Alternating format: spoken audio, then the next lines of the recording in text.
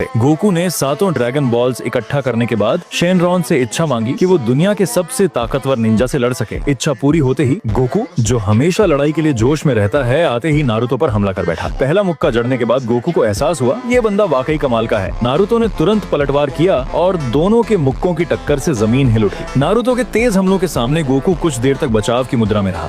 ये भी उसकी एक रणनीति थी। नारुतो ने मौका देखकर विंड स्टाइल रासेन शूरिकेन छोड़ा, जो गोकू के पास पहुंचते ही जबरदस्त धमाके से फट गया। नारुतो समझ गया कि गोकू इतना आसान नहीं है। फिर उसने एक और रासेनगन मारा, जिससे जमीन तक फट गई। धूल छंटते ही गोकू ने अपनी सुपर सयान शक्ति एक्टिव की। उसने बिजली जैसी तेज रफ्तार से मुक्का मारा और नारुतो को दूर तक उड़ा दिया। अब गोकू की ताकत कई गुना बढ़ चुकी थी। नारुतो उसके सामने कमजोर पड़ने लगा। गोकू ने लगातार वार किया और बोला, अब खत्म करते हैं। उसने छोड़ा अपना सबसे ताकतवर मूव कामेहामेहा, लेकिन नारुतो ने हार नहीं मानी। उसने तुरंत कुरामा, नौपूंछ वाली लोमड़ी को बुलाया। वो असली लड़ाई की शुरुआत थी। कुरामा ने टेल बीस्ट बम छोड़ा, मगर गोकू की बिजली जैसी स्पीड के सामने वो कुछ नहीं कर सका। गोकू पास जाकर जबरदस्त वार करता है और कुरामा का रूप गायब हो जाता है। अब बिना कुरामा के नारुतो अकेला कमजोर पड़ गया। तभी सासुके वहाँ पहुंचा। उसके आने से नारुतो को फिर हिम्मत मिली और दोनों ने मिलकर हमला शुरू किया। गोकू मुस्कुराया, यही असली लड़ाई है। दोनों ने लगातार जुत्सु चलाए, लेकिन गोकू पर कोई असर नहीं हुआ। आखिर सासुके ने रिनेगन एक्टिव किया और तभी गोकू जमीन पर गिर पड़ा। मगर तभी अचानक कुछ अजीब हुआ। एक और दुनिया से लूफी वहाँ पहुंचा। उसने कहा, तुम दोनों एक पर एक हो, ये तो ठीक नहीं, अब मैं भी शामिल हो जाता हूँ। नारुतो और सासुके ने सुसानोप्स कुरामा का विशाल रूप बुलाया। लूफी ने गियर फोर्थ एक्टिव किया और एक धमाकेदार रबर पंच मारा। वहीं गोकू ने सुपर सयान 3 फॉर्म में आया।